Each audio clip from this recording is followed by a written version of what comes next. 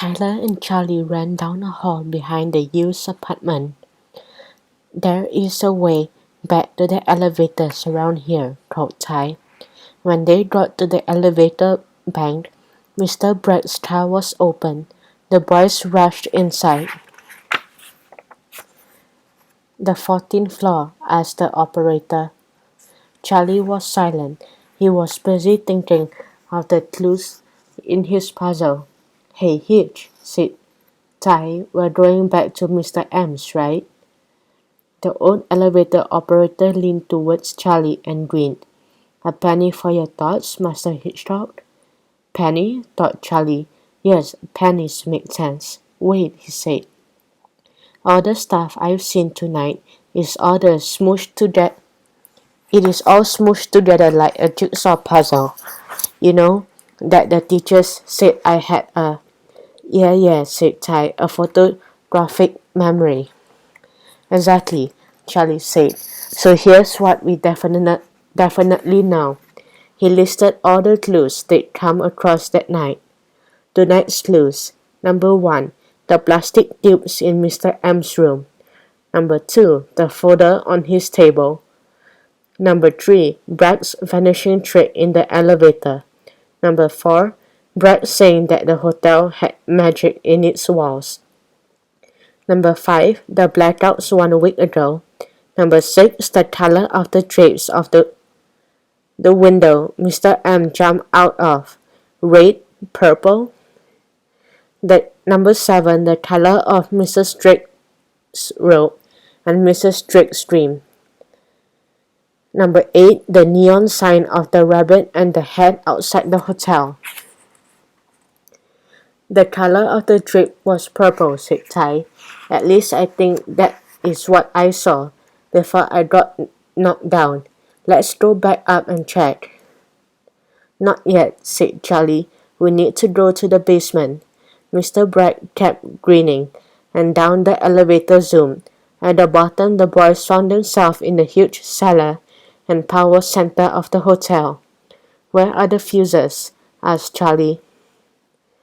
Ty led him to a small room at the back of the cellar. The walls of the room were lined with old metal boxes. The boxes all hung above, about 4 feet above the damn door. It reminded Charlie of a miniature locker room. On the closed doors of the metal boxes were labels: first floor, second floor, and so on. "Nice," I thought. "They'd have the old ones down here," said Charlie. "We need to find the fuse box for the 14th floor." After a few minutes of searching and reading faded numbers on the boxes, Ty found the right one. "Here it is," he said, nodding. "14th floor. Did you have to come down here last week to check on things when the power went out?" asked Charlie. "No, the problem didn't last that long," Ty said. "It came back on by itself. We thought maybe it was the thunderstorm that night." Charlie carefully opened the fuse box. Dust covered everything except for some small circular shape on the bottom lip of the box. As Ty took a step closer, his shoe crunched on something. He bent down. "Hey, it's another one of those plastic tubes," he said. "And I'll bet if you look around you'll find a few pennies," said Charlie. "It's an old trick. It was a good thing he spent so much time playing Sherlock Holmes Maximum Z. The penny trick had been used by one of the criminals he faced."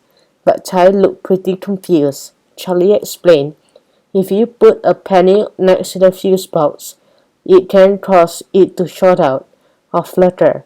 But the trick only works on old fuse boxes like this that have the old glass fuses. Anyway, the pennies were what was in those plastic tubes. When you go to the bank and exchange, you get them wrapped in those things." "Oh yeah, I've seen people use them at cash register when they run out of change," said Ty. Right, exactly, said Charlie. Anyway, this proves that someone was causing those blackouts on purpose. How do you know? Tai asked.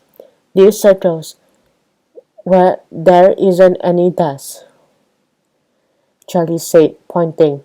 That's where someone put the stack of pennies. In fact, since the pennies were brought last week, the tips had the date stamped on them, remember?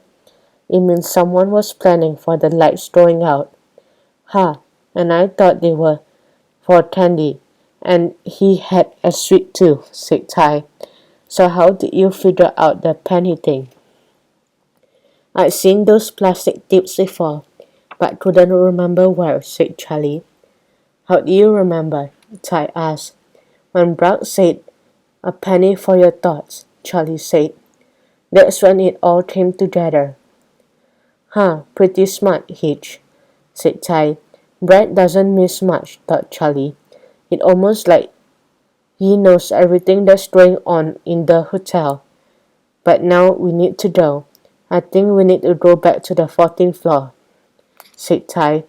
You read my mind, said Charlie.